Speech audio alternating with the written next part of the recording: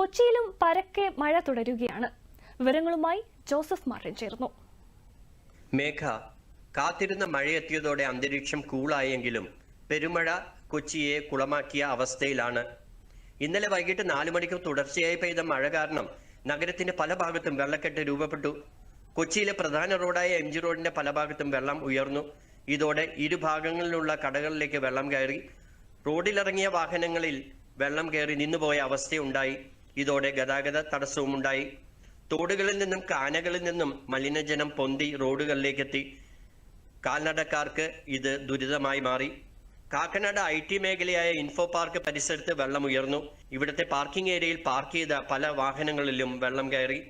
30 വീടുകളിലെങ്കിലും വെള്ളം കയറിയതായിട്ടാണ് റിപ്പോർട്ട്. തൃപ്പൂണിത്തുറ നഗരസഭ പരിധിയിലും രൂക്ഷമായ വെള്ളക്കെട്ട് അനുഭവപ്പെട്ടു. ഇന്ന് രാവിലെ മഴ പെയ്തെങ്കിലും മഴയ്ക്ക് ശക്തി കുറവായിരുന്നു. ഇപ്പോൾ മൂടിക്കെട്ടിയ അന്തരീക്ഷമാണ്. കൊച്ചി കോർപ്പറേഷന്റെ ഓപ്പറേഷൻ ബ്രേക്ക് ത്രൂ എന്ന പദ്ധതി ശരിയായ രീതിയിൽ ഈ പ്രശ്നത്തിന് പരിഹാരം നൽകുന്നില്ല എന്ന വിമർശനവും ഇപ്പോൾ ഉയരുന്നുണ്ട്. എറണാകുളം KSRTC ഡിപ്പോ പരിസരത്ത് ഇപ്പോഴും വെള്ളം കെട്ടിക്കിടക്കുന്ന അവസ്ഥയാണ്. യാത്രക്കാർക്ക് കയറുവാനോ ഇറങ്ങുവാനോ സാധിക്കാത്ത വിധം ഇവിടെ വെള്ളം കയറിയിരിക്കുകയാണ്. മേഘ.